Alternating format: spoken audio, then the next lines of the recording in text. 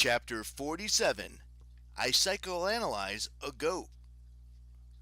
As Loki had promised, I woke up with a goat in my face. Confession time. My only previous experience with kissing had been with Jackie Molotov in 7th grade, behind the bleachers at a school dance. Yes, I know it's lame, seeing as how I'm now 16, but during the past few years I'd been a little busy, living on the street and whatnot. Anyway, with apologies to Jackie, getting mouth to mouth from a goat reminded me of her. I rolled over and puked into the river conveniently located right next to me. My bones felt as if they'd been broken and mended with duct tape. My mouth tasted like chewed grass and old nickels. "Oh, you're alive," said the goat. He sounded mildly disappointed. I sat up and groaned. The goat's horns curved outward like the top half of an hourglass.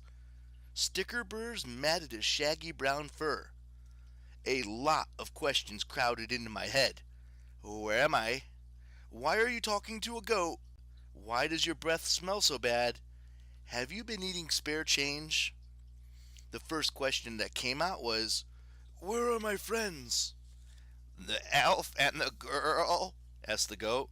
"Oh, they're dead." My heart threatened to exit via my throat. "What? No!" The goat gestured with his horns. A few yards to my right, Herstone and Sam lay crumpled on the rocky beach. I scrambled over, placed my hands on their throats, and almost passed out again, from relief this time. "They're not dead," I told the goat. "They both have pulses." "Oh," the goat sighed. "Well, give them a few more hours and they'll probably be dead." "What's wrong with you?" "Everything," said the goat. "My whole life is one big—" "Never mind," I said. "Just be quiet." The goat brayed. "Sure, I understand. You don't want to know my problems. No one does. I'll be over here, weeping or whatever. Just ignore me." Keeping my hands against Sam's and Herstone's carotid arteries, I sent warmth through my fingertips into their circulatory systems. Sam was easy to heal. Her heart was strong. She responded to almost immediately, her eyes fluttering open, her lungs gasping for air. She curled sideways and began vomiting, which I took as a good sign. Herstone, though, something was wrong beyond the water in his lungs and the cold in his limbs. Right at his core, a dense knot of dark emotion sapped his will to live. The pain was so intense, it threw me back to the night of my mother's death. I remembered my hands slipping from the fire escape, the windows of our apartment exploding above me. Herstone's grief was worse than that. I didn't know exactly what he had suffered, but his despair almost overwhelmed me. I grasped for a happy memory. My mom and me picking wild blueberries on Hancock Hill. The air so clear I could see Quincy Bay glittering on the horizon. I sent a flood of warmth into Herstone's chest. His eyes flew open. He stared at me uncomprehendingly.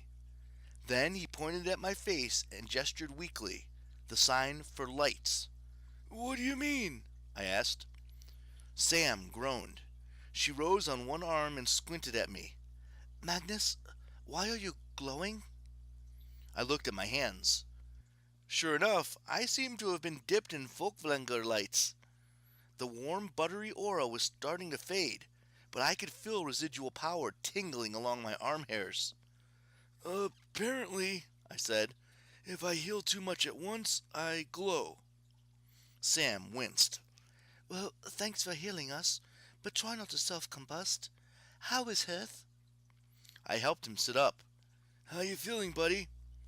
He made a circle with his thumb and middle finger, then flicked it upward. The sign for terrible. No surprise, given the depth of pain I'd felt within him. I was surprised he wasn't constantly screaming. "Hearth," I started to say, "when I healed you, I—" He put his hands over mine, a sign language version of hush.